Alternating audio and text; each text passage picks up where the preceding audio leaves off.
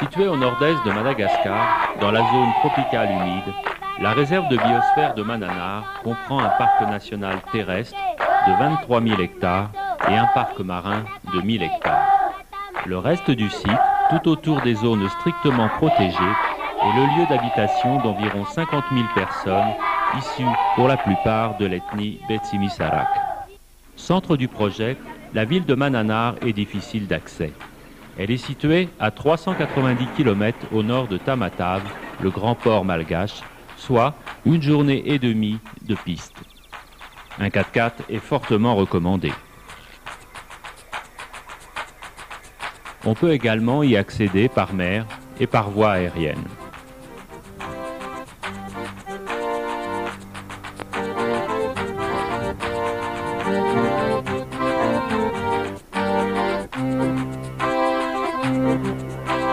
La population de la réserve vit essentiellement de ressources agricoles, soit des cultures de rente, girofle, café, vanille, litchi, soit des cultures vivrières et notamment de riz, base de l'alimentation des Malgaches.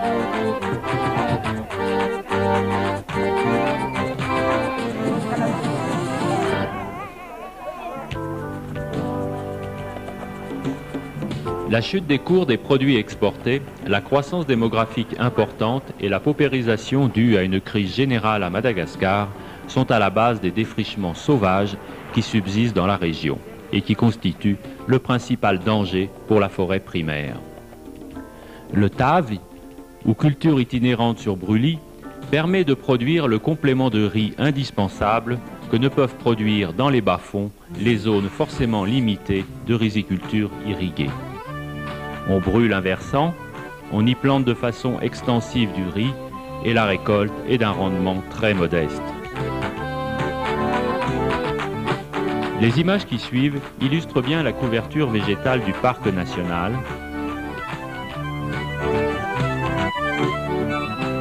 Celle des zones intermédiaires ou tampons et celle des zones habitées où s'exercent les activités de développement. Cette déforestation, si elle n'est pas maîtrisée, posera à l'avenir un problème grave de survie pour les populations. L'autre perte irrémédiable concerne la biodiversité.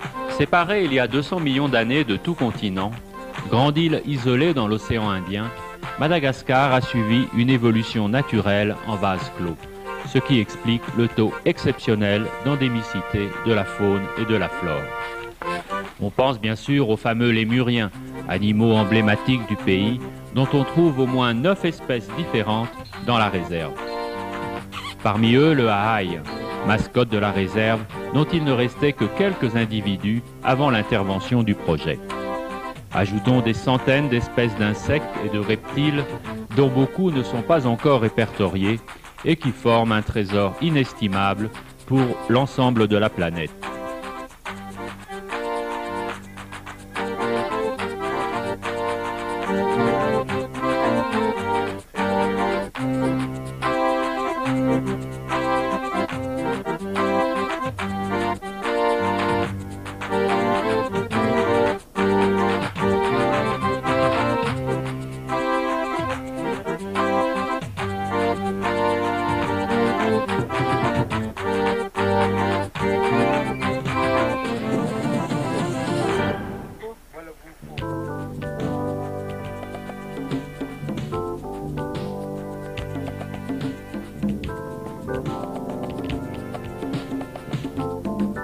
La flore n'est pas en reste.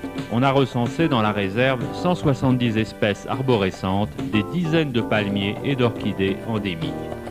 On suppose que de nombreuses plantes ont des vertus médicinales. Elles font l'objet de recherches scientifiques. Mais cette impérieuse nécessité de conservation ne constitue pas la priorité pour des populations aux prises avec des problèmes de survie quotidienne.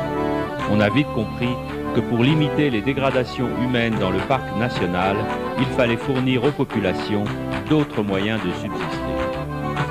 D'où la création en 1988 de la réserve de biosphère de Mananaar, le premier PCDI, projet de conservation et de développement intégré de Madagascar.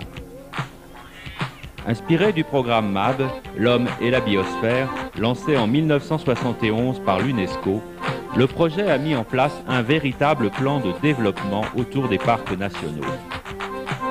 Tenant compte des facteurs sociaux, culturels et économiques, le projet s'efforce dans sa stratégie à ce que la population concernée participe activement aux décisions, à la planification et à la réalisation des activités afin d'assurer une programmation par la base et de stimuler fortement l'autodéveloppement. Le projet a un rôle de catalyseur et d'accompagnateur. Son action, dans des domaines aussi divers que l'agriculture, l'élevage, la pêche, l'éducation, est de donner la priorité à la formation de groupements locaux qui assureront une pérennisation des objectifs. Monsieur Rakutu Nindrina, directeur général de l'ANGAP, Association nationale pour la gestion des aires protégées, parle de l'importance de la réserve de biosphère de Mananaar au sein du réseau des aires protégées malgaches. C'est le premier projet à Madagascar à avoir mis en application le concept conservation et développement intégré. Les premiers résultats de cette expérience ont servi de modèle aux autres PCDI malgaches.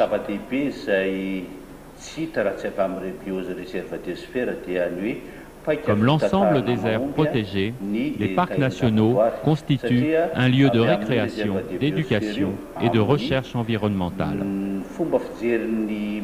La réserve de biosphère de Mananaar apporte une contribution importante au développement et à l'économie locale et régionale.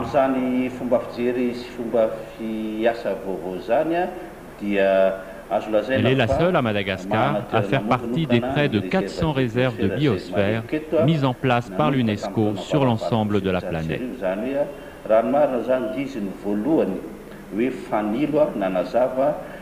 Elle peut prétendre à devenir un haut lieu de l'écotourisme à Madagascar, et ce, malgré les difficultés d'accès et le manque d'infrastructures d'accueil.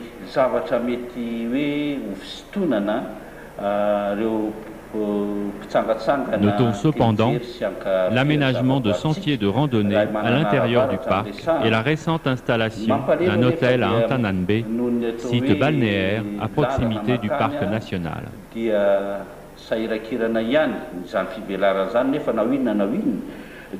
L'aménagement des parcs vers une valorisation écotouristique apporte des activités alternatives bénéfiques aux populations riveraines.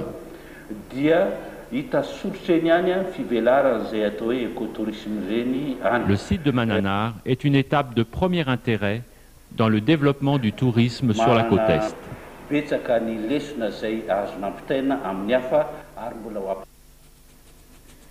Renforçant son rôle de pionnier en matière de conservation, la réserve de biosphère de Mananaar est la première réserve malgache dotée d'un parc national marin.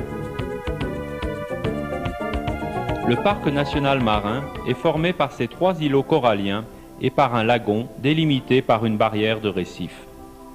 On y trouve en grand nombre toutes sortes de poissons, crustacés, holoturies ou concombres de mer, coquillages, poulpes et coraux. Au large passent des baleines, des dauphins et parfois des dugongs. Pour réduire les pressions exercées sur cet écosystème, l'exploitation de la zone périphérique du parc marin est régie par une réglementation restrictive concernant les matériels de pêche, les villages autorisés à pêcher et les jours de pêche. Une des innovations techniques en cours d'introduction est le DCP, dispositif concentrateur de poissons. Monsieur Clermont, chef du sous-volet pêche de la réserve, nous explique. D'une manière générale, tout corps immergé dans l'eau se retrouve au bout d'un certain temps envahi par les micro-organismes vivant dans la mer. Ainsi, se crée une zone où les poissons s'agglutinent. C'est le principe des DCP qui seront installés à l'écart du parc. Les pêcheurs disposeront ainsi de zones poissonneuses et n'auront plus besoin de pêcher à proximité du parc.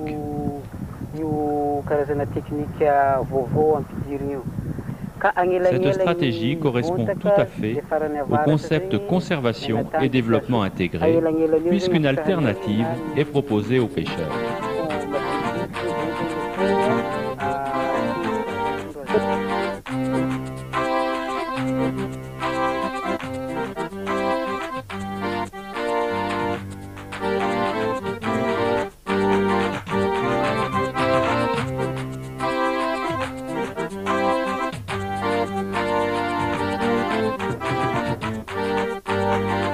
Si les premières années du projet ont permis aux scientifiques de réaliser des études pour approfondir les connaissances socio-culturelles et écologiques du site, on en est aujourd'hui à l'expérimentation et à l'application.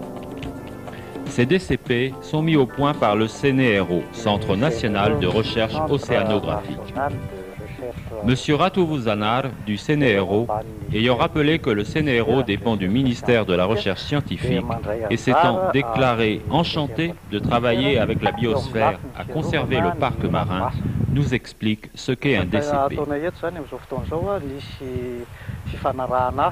Le dispositif concentrateur de poissons résulte d'un principe simple. Il consiste à rassembler dans un lieu donné une grande quantité de plancton. Celui-ci attire les petits poissons qui eux-mêmes en attirent de plus gros. On crée ainsi une nouvelle chaîne alimentaire. Et ce nouvel écosystème s'intègre très vite au milieu. Nous sommes ici pour réaliser pratiquement, avec des membres de la biosphère, le procédé que nous avons imaginé.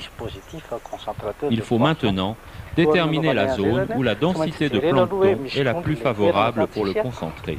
Il faudra aussi étudier les différents courants marins pour concevoir le matériel qui sera utilisé.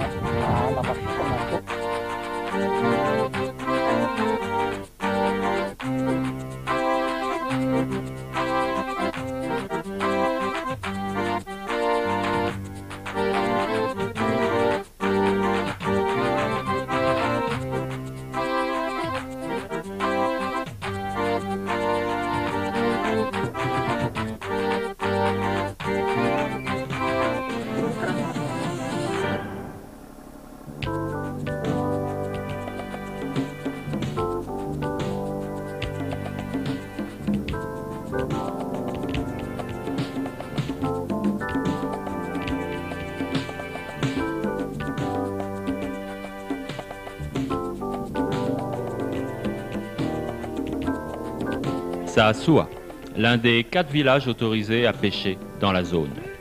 Les pêcheurs se sont rassemblés en une association. Écoutons-en le président.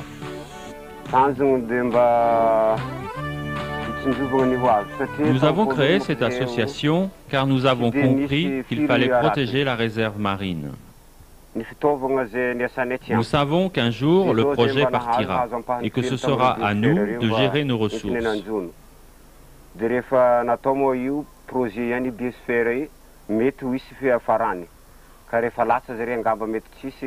Les gens de la biosphère nous ont beaucoup aidés. Ils nous ont fourni du matériel de pêche, des filets et d'autres choses.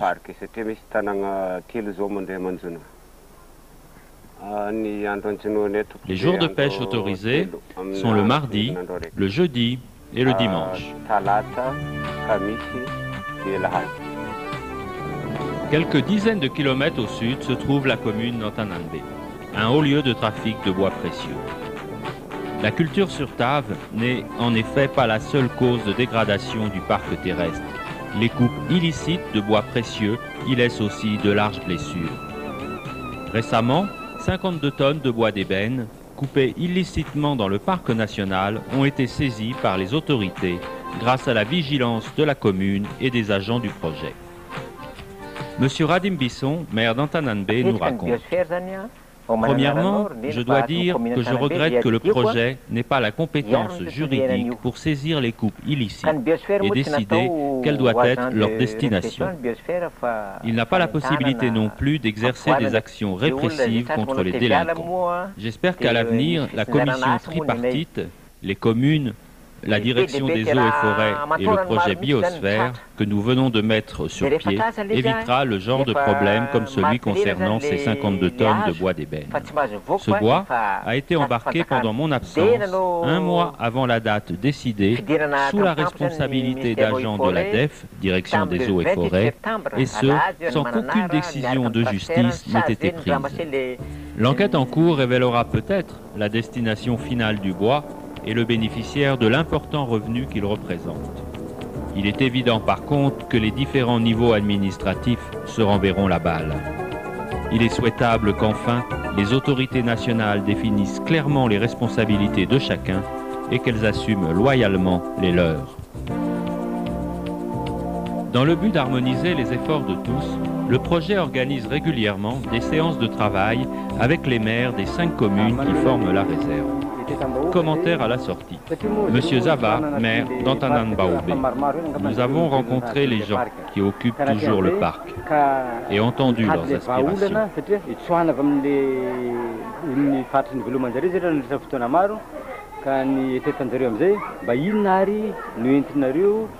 Il faut considérer leur situation et leur trouver une solution de rechange.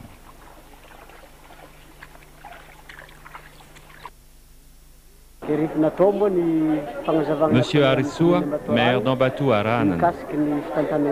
Au début du projet, les gens ont cru que les étrangers allaient venir exploiter leurs terres.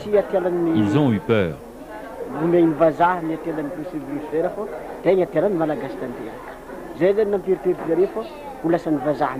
Aujourd'hui, grâce au projet, ils voient qu'il n'en est rien et que c'est à eux de régler leurs problèmes.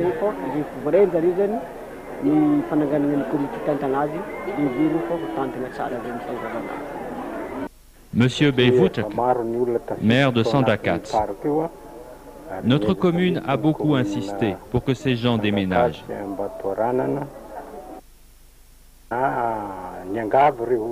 Protéger le parc a une grande importance pour nous. Il n'est pas normal que certains fassent des efforts et que d'autres n'en fassent pas.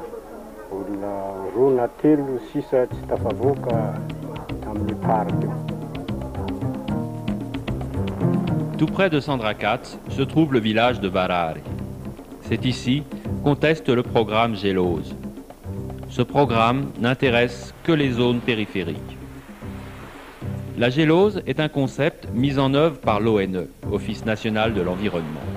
Il signifie gestion locale sécurisée.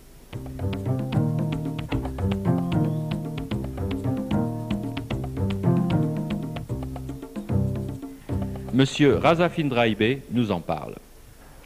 Dans un premier temps, nous avons étudié l'origine des problèmes. La répartition foncière du terroir n'est pas toujours très bien définie et souvent en désaccord avec le droit coutumier. L'action des gardes forestiers est souvent mal perçue et ajoute à la confusion générale. Face aux interdits, les populations, ne se sentant plus aucun droit, aucun sentiment de propriété, ne prennent aucune précaution avec leur environnement immédiat. L'idée de la gélose est de pratiquer une cogestion des ressources renouvelables. C'est un outil qui permet à l'intérieur d'un secteur déterminé de réunir tous les acteurs et utilisateurs potentiels et légitimes afin qu'ils établissent entre eux un contrat d'exploitation des ressources. Mais bien sûr, ces prélèvements sur le milieu ne doivent pas excéder leur faculté naturelle de régénération.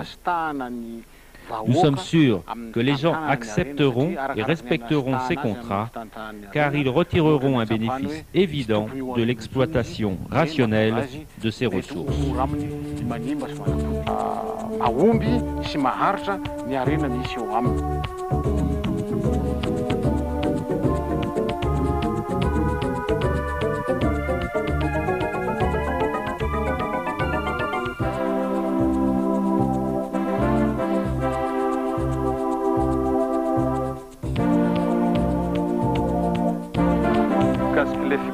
Monsieur Bossana, paysan de Varar, nous explique: nous sommes convaincus de l'importance de la forêt. Alors, nous avons créé une association dans le but de protéger l'environnement. Les gens de la Gélo sont venus ici et ce qu'ils proposent semble adapté à notre situation.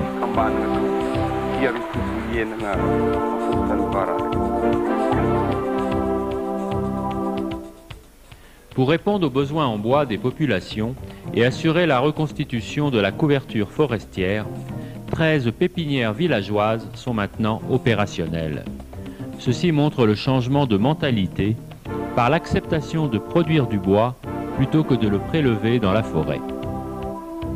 Ces adolescents du lycée de Mananar entretiennent régulièrement ces jeunes pousses qu'ils ont eux-mêmes plantées la saison passée. Ces classes vertes sont une garantie pour l'avenir. Souhaitons que les nouvelles générations comprendront et assimileront qu'il est suicidaire de scier la branche sur laquelle on repose. Après avoir regretté la toujours actuelle utilisation des taves, culture itinérante sur brûlis, M. Andrea Mampian, du ministère de la Recherche scientifique, nous parle de l'agroforesterie. L'agroforesterie consiste à faire de l'agriculture dans un milieu forestier. Nous avons remarqué que les gens cultivaient du riz pluvial sans brûlis sous les girofliers et les caféiers. Partant de là, nous essayons de remettre en exploitation des versants abandonnés sans allumer de feu. Il suffit de débroussailler, de mettre en andin les résidus végétaux suivant les courbes de niveau et de faire les semis. Cette technique, promue par le projet, donne un rendement 2 fois supérieur aux taves traditionnelles. Nous travaillons ensemble pour trouver un itinéraire technique qui soit acceptable pour les paysans.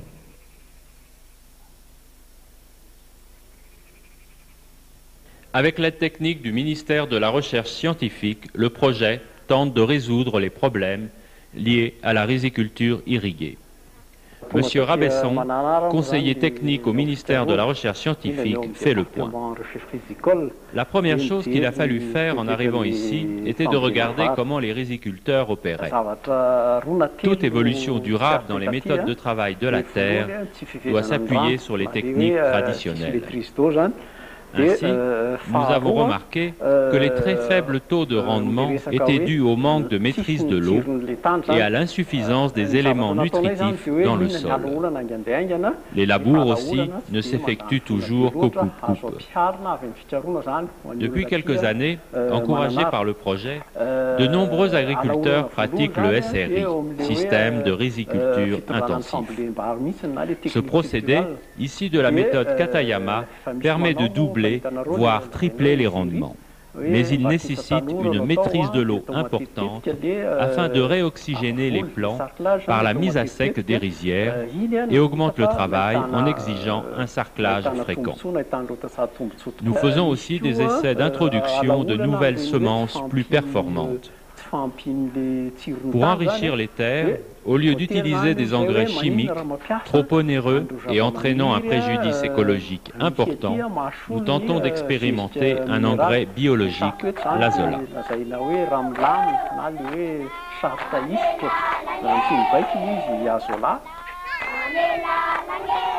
Il faudra sans doute encore quelques années pour que toutes ces innovations atteignent une efficacité maximale, tant par leur adaptation aux conditions réelles du milieu que par leur acceptation de la part de populations particulièrement enclavées et à l'écart des technologies modernes.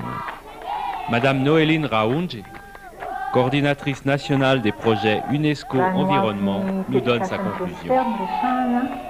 Le projet Biosphère n'est pas un but en lui-même. Son objectif est de pérenniser des pratiques d'exploitation des ressources naturelles qui soient à la fois socio-économiquement viables et écologiquement acceptables. Cet objectif à long terme ne sera atteint que si les mentalités en place évoluent jusqu'à une vraie compréhension de la nécessité de préserver son environnement. C'est pourquoi nous accordons une priorité à l'éducation et à la sensibilisation des populations, et notamment des enfants.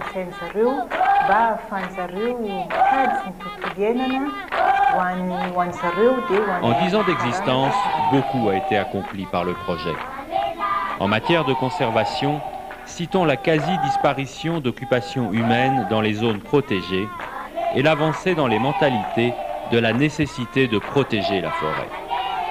En matière de développement, citons la construction d'ouvrages hydrauliques accroissant la sécurité alimentaire de près de 2000 familles, soit 20% de la population. Monsieur Raverasson, maire de Mananaar, brosse un bilan après 10 ans de présence du projet. Au début, la population se posait beaucoup de questions. Mais aujourd'hui, tout le monde est satisfait. Les cadres du projet ont pris une place importante. La population trouve auprès du projet des conseils et des aides concrètes. On apprécie son action pour la protection de l'environnement, de la faune et de la flore. Globalement, l'action de la réserve de biosphère de Mananaar est très positive. Les populations de la réserve de biosphère de Mananaar, qui ont déjà modifié leur rapport à la nature, doivent encore faire beaucoup pour atteindre un équilibre satisfaisant entre leur gestion des ressources et les intérêts immédiats de la collectivité et des particuliers. Le projet Biosphère déploie toute son énergie pour assembler tous les partenaires sociaux afin qu'ils définissent une nouvelle règle du jeu et que cette règle ne soit plus imposée mais le fruit d'une participation parfaitement consentie. C'est cette condition qui apportera à la région un développement harmonieux et durable. Quant aux beaux parleurs, aux donneurs de leçons, ceux qui pensent qu'il suffit de décréter pour développer, qu'ils gardent bien en mémoire que cette intelligence du cœur, cette formidable confiance en la vie, ce vrai sourire qu'a su générer ce peuple depuis des siècles, ne sont pas les moindres des valeurs à préserver, et qu'un jour peut-être, l'humanité viendra ici en contempler les manifestations les plus épanouies.